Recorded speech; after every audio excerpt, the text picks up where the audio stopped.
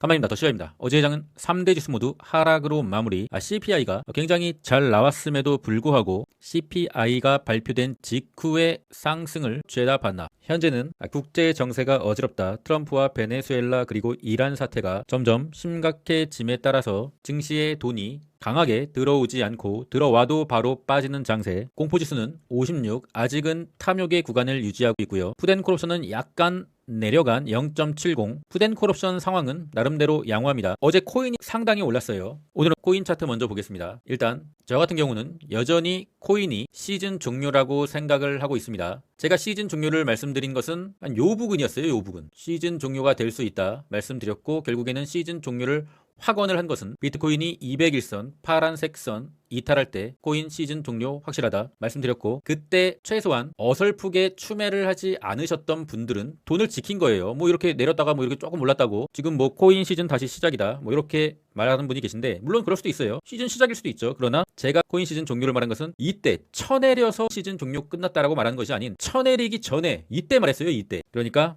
이상한 댓글은 달지 마시고요. 다 쳐내리고 손절하고 그런 사람 아니니까. 그리고 다 쳐내렸을 때는 제가 뭐라고 했냐면 이제 헤드앤숄더 오른쪽 어깨가 남아있을 수 있다 라고 말씀드렸습니다. 그리고 현재 이 헤드앤숄더의 오른쪽 어깨가 나올 수 있는 파동으로 갈 수 있는 가능성이 생기는 구간, 주봉으로 봤을 시 주봉이 꺾였잖아요. 시즌 종료인 거지. 주봉이 꺾이면 시즌 종료예요. 그리고 최대로 우리가 생각할 수 있는 오른쪽 어깨, 코인을 빠져나올 수 있는 오른쪽 어깨는 내려오고 있는 주봉의 이평선. 가격은 정확히 알 수 없죠. 뭐 가격을 안다고 하면은 그건 신이니까 가격은 알 수가 없으나 캔들이 내려오고 있는 주봉 2평을 터치할 때 대략적으로 많은 사람들이 보고 있는 한 100K 정도. 그러나 세력들은 항상 개미들의 뒤통수를 치기 때문에 한 90K 후반에서 한 98이나 뭐 99나 뭐 요 정도에서 끝날 가능성을 더 높게는 보고 있습니다. 거기까지예요. 제 생각은 그렇습니다. 틀릴 수도 있죠. 틀리길 바래요. 많은 사람들이 코인으로 돈을 벌면은 뭐 좋겠죠. 그러나 현재는 이성적으로 희망회로 쏙 빼고 웃음기 쏙 빼고 제가 드릴 수 있는 말은 거기까지다. 일단 어제 코인이 굉장히 많이 올랐죠. 올랐는데 뭐 이제 이때랑 비슷해. 호들갑 떨 만한 상승은 아니었다. 그런데 이때와 지금의 다른 점은 일봉의 이평선을 미세하게 돌리고 있다. 이때는 돌리다가 실패를 했었죠. 지금은 미세하게 돌리고 있다. 그러면은 이런 식으로 가다가 일목균형표를 돌파하는 이 좀 자유로워지는 구간에서 마지막 헤드앤숄더 오른쪽 어깨가 나올 수 있다. 그러니까 지금 코인을 보유하신 분들은, 저도 코인을 보유하고 있어요, 여러분. 저 뭐 쇼치고 그러지 않았습니다. 지금까지 코인을 보유하고 계신 분들이나 최근에 뭐 좋은 자리에서 들어가신 분들은 최대의 희망 회로를 주봉에 내려오고 있는 이평선 터치, 거기까지 보는 게 합리적인 차트로 매매하는 구간입니다. 게더리움 같은 경우는 개인적으로 비트코인보다 조금 더 좋게 보고는 있습니다. 캔들 자체가 비트코인보다 약간 센 캔들이다. 현재 실시간 상황으로는요. 게더리움도 내려오고 있는 주봉 2평, 거기까지가 헤드앤숄더 오른쪽 어깨다. 헤드앤숄더 오른쪽 어깨다. 주봉으로 봤을 시 주봉의 2평을 이렇게 이탈하면은 일단 시즌 종료예요. 그리고 다시 시즌이 시작. 여기서 주봉 2평을 이탈하고 시즌 종료. 그리고 주봉의 2평을 돌파하면은 다시 시즌이 시작되는 거죠. 그러나 다시 이탈하면은 시즌 종료. 여기서 주봉의 2평을 돌파하면은 시즌 시작. 뚫고 지지 상승. 그런데 잘 보세요. 여기서 21년에서 주봉의 2평을 이탈하고 여기서 돌파를 해야 되는데 맞고 떨어졌잖아요. 그래서 이 주봉의 2평을 캔들이 터치하는 이러한 구간에서는 50대 50의 확률입니다. 만약에 좋은 상황이 와서 다시 주봉의 2평을 터치한다 그러면은 50대 50 시즌 종료가 되거나 더 가거나. 그런데 그런 50대 50 자리에서는 일단 물량을 줄여야 돼요. 우리가 주식을 원투데이 하는 것이 아니고, 특히나 코인 같은 경우는 진짜 너무나 큰 변동성이기 때문에 50대 50의 확률이 되면은 당연히 물량을 줄이고 추후 상황을 지켜본다. 저 같은 경우는 만약에 이런 상황이 오면은 전부 매도할 거예요. 제가 틀릴 수도 있죠. 그러나 전 제 스타일대로 한다. 일단 그렇습니다. 코인의 상황은 여기까지고요. US100 나스닥 지수. 그러니까 US100 나스닥 지수가 지금 문제예요. 이 검정색 선, 지속적으로 저항을 받았었던 요 검정색 선, 저항, 여기서도 저항, 여기서도 저항. 여기를 뚫으면은 마지막 요런 최종 검정색에 도달하는 슈퍼 피날레가 나온다. 여기서 슈퍼 피날레, 여기서도 슈퍼 피날레. 그 슈퍼 피날레로 가기 전에 유의미한 저항. 그래서 지금 저항을 받고 있는 거예요. 저항을 받을 자리에서 뭔가 호재가 터져야 되는데 자꾸만 트럼프는 이란을 쑤시면서 전쟁을 하려고 한다. 덕분에 이란의 환율은 영원이 됐다. 이란의 자국 화폐는 쓰레기가 됐다. 그러니까 일단 나라가 세고 봐야 돼. 나라가 세야 되는데 트럼프는 아직은 주식 부양에는 생각이 없는 것 같아요. 그러려면은 일단 빅테크들이 자력으로 실적 어닝 서프라이즈를 내면서 뭔가 보여줘야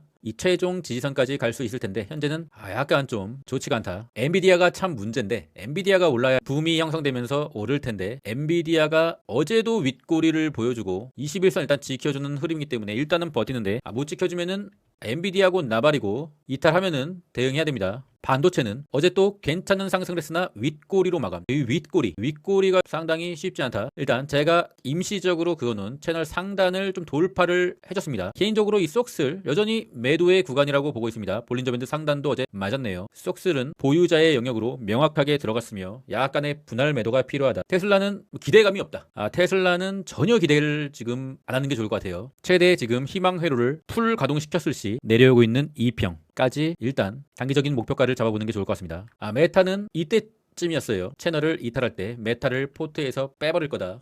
결국에는 빼지는 못했는데 상당히 좀 차트적으로 좋지 않은 상황. 이때의 갭이 여기 있죠. 갭의 상단 부분을 일단 터치를 했습니다. 여기를 결국엔 메우고 갈 것인가? 메우고 간다고 하면 결국에는 이 하단까지 다시 한번 이렇게 스물스물 올 것 같아요. 그런데 이 하단선이 공교롭게도 메타의 실적 발표다. 메타의 운명이 걸린 실적 발표가 될 것 같아요. 현재 메타를 보유 중인 분들은 굳이 이렇게 계속 꺾여 내려가는데 추매를 할 필요는 없고 실적 발표를 마지막으로 믿어보고 최종 지지선을 이탈하면서 내려온다고 하면 메타와 영원한 이별을 준비해야 된다. 그런데 하락장으로의 가는 상황이 아니면은 이 메타가 시즌 종료를 할까? 23년부터 이어져 온 초장기 지지선 여기 깨지면은 메타는 어떻게 되느냐? 넷플릭스처럼 되는 거예요. 넷플릭스도 초장기 지지선 결국에는 깨버렸죠. 그러면은 계속 내려가는 거예요. 계속. 그러니까 메타를 지금 강하게 접근할 때는 아니며 최악의 리스크도 있기 때문에 메타는 포트에서 빼버릴 분은 그냥 빼는 게 좋고 메타에 대한 어떤 강한 확신이 있으신 분들만 버팅기거나 만약에 진짜 최악의 상황으로 최종 지지선까지 간다 그러면은 매수를 해보고 깨지면 바로 칼 손절을 해야 된다.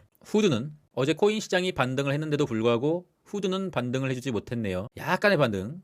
121선을 이탈을 했기 때문에 좋은 상황이 오면 일단 물량을 줄여야 될 것 같습니다. BBAI, 빅베어 AI입니다. 내려오고 있는 저항을 옆으로 통과를 하고 일목균형표 엄청난 구름이 있기 때문에 좀 시원하게 상승을 해주지 못하고 있는데 이 6불 라인이 좀 괜찮은 매수 타이밍으로 작용할 수가 있는 게 6불대에서는 초장기 지지선 존재하고 있기 때문에 이 6불을 기준으로 손절 라인을 잡는 게 좋을 것 같습니다. 6불이 다시 온다고 하면은 단기 매매로 트라이 해볼 수가 있겠다. CGC와 틸레이는 시간이 많이 걸릴 것 같습니다.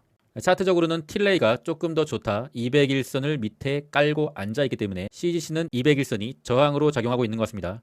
CGC와 틸레이는 소액으로 하는 게 좋을 것 같습니다. 테마주기 때문에 현재 중소형주가 굉장히 요동을 치고 있기 때문에 저도 중소형주 같은 경우는 이제 단기 매매를 하고 있어요. 강한 추세를 먹는 그런 상황이 아닌 것 같아서 수익권이 오면은 짧게 끊고 나오는 단기 매매 위주로 해야 될 것 같습니다. 아이렌 같은 경우는 데이터 센터와 코인과도 관련이 있는 종목이죠. 아이렌의 추세가 지금 굉장히 세다. 다시 한번 5일선 부근 한 48달러에서 지지를 받을 수가 있을 것 같습니다. 그런 상황이 오면은 단기 매매도 해볼 수가 있는 강한 추세의 차트가 됐다. 트레이딩을 잘하시고 기민하게 대응을 하실 수 있으신 분들은 아이렉스, 아이렌 2배의 종목도 있다. 개별주의 2배 레버리지는 단기 매매로 하셔야겠죠. 오를 때 따라잡는 것이 아닌 적절하게 내려줄 때 다시 한번 5일선을 이탈하지 않는 한도에서 단기 추세를 먹고 매도하는 단기 매매. 오늘의 실적 발표는 은행, 증권사의 실적 발표가 있고요. 내일 장전에 이게 상당히 중요한데 TSMC의 실적은 잘 나올 거라고 보고 있는데 그 후에 시장 반응이 이제 나스닥이 진짜 단기 조정으로 가느냐 가지 않느냐를 결정하게 될 것 같습니다. 잘 나오지 않으면은 속설 같은 경우는 익절을 해야 한다고 보고 있어요. 오늘의 일정은 미국 생산자 물가지수 PPI, 어제 CPI가 잘 나왔기 때문에 PPI도 나름대로 괜찮게 나오지 않을까 싶은데 CPI가 잘 나왔음에도 어제 증시가 내렸단 말이죠. 그러면은 PPI도 뭐 똑같지 않을까? 잘 나왔을 시 발표가 됐을 때 상승을 하고 또 본장의 상승분을 반납하는 그런 좋지 않은 장세가 예상됩니다. 강하게 베팅할 때는 아니고 단기 매매 위주로 또는 모아가는 물량을 사고 싶다고 하면 초분할 매수만 해야 되는 시기인 것 같습니다. 가능하면은 그냥 단기 매매만 하는 게 좋을 것 같습니다. 멤버십에 관심 있으신 분들은 고정 댓글 링크를 확인해 주시고요. 장기호 멤버십 같은 경우는 중장기 투자인 속쓰리 430%를 돌파를 했고요. 단기 매매인 UDT방에서는 어제 오늘 소소하게 소액으로 사팔사팔하고 있는데 어제 오늘은 약 80만원의 수익 실현을 완료했습니다. 사실은 이 중장기 매매에 포지션을 최대한 오래 끌고 가기 위해서 단기 매매를 하는 거예요. 저 같은 경우는 그래요. 이 지겨움을 참고 결국에는 포지션을 좀 오랫동안 유지하기 위해서 단기 매매로 사팔사팔 하면서 그 지겨움과 힘듦을 참아낸다.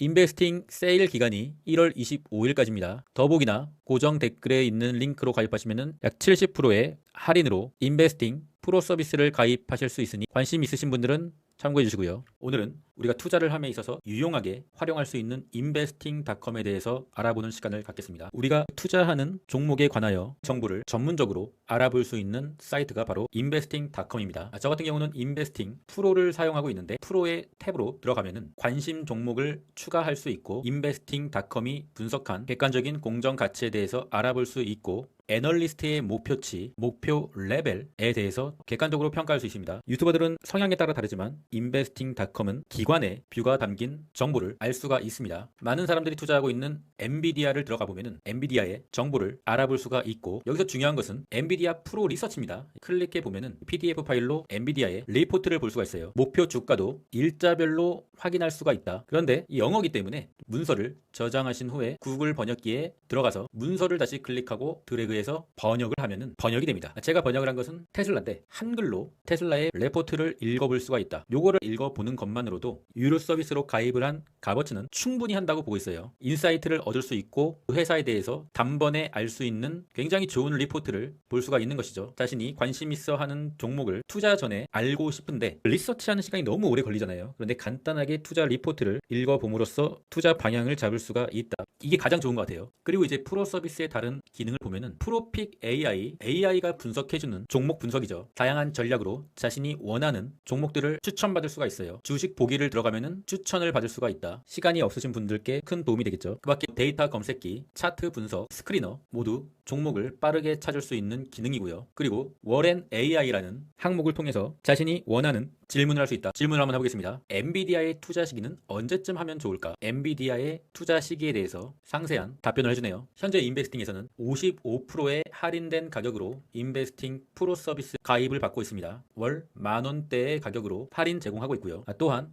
고정 댓글이나 더 보기에 있는 링크로 가입하실 경우에는 여기서 15% 할인된 가격으로 월 8,000원대의 가격으로 서비스를 이용하실 수 있어요. 가장 좋은 것은 프로 리서치, PDF 보고서와 워렌 AI 그리고 광고가 없고 적정 가치와 미국 시장에 대한 프로픽 AI 전략 6개를 제공하고 있습니다. 괜찮은 값어치의 정보를 제공하고 있는 것으로 보입니다. 관심 있으신 분들은 더 보기나 고정 댓글 링크를 통하여 가입해 주시면 되겠습니다. 제가 직접 써보니까 가격 대비 효율이 상당히 괜찮은 것 같습니다. 작은 주머니에는 큰 것을 넣을 수가 없다. 짧은 두레박 줄로는 깊은 우물에 물을 퍼올릴 수가 없다. 이처럼 그릇이 작은 사람은 큰 일을 할 수가 없는 것이다. 투자에는 작은 그릇으로 해야 될 때가 있고 큰 그릇으로 해야 될 때가 있습니다. 진짜 추가적인 하락이 있을지라도 극도의 미친 공포의 구간에서는 큰 그릇으로 해야 되고요. 주가가 급격하게 오르고 신고가를 미친 듯이 막 갱신하고 그럴 때 신규 매수를 한다고 하면 그때는 이 작은 주머니에 넣어야 된다. 단타를 해야 된다. 거꾸로 하시면 안 됩니다. 그럼 전 끝까지 했습니다. 이상입니다.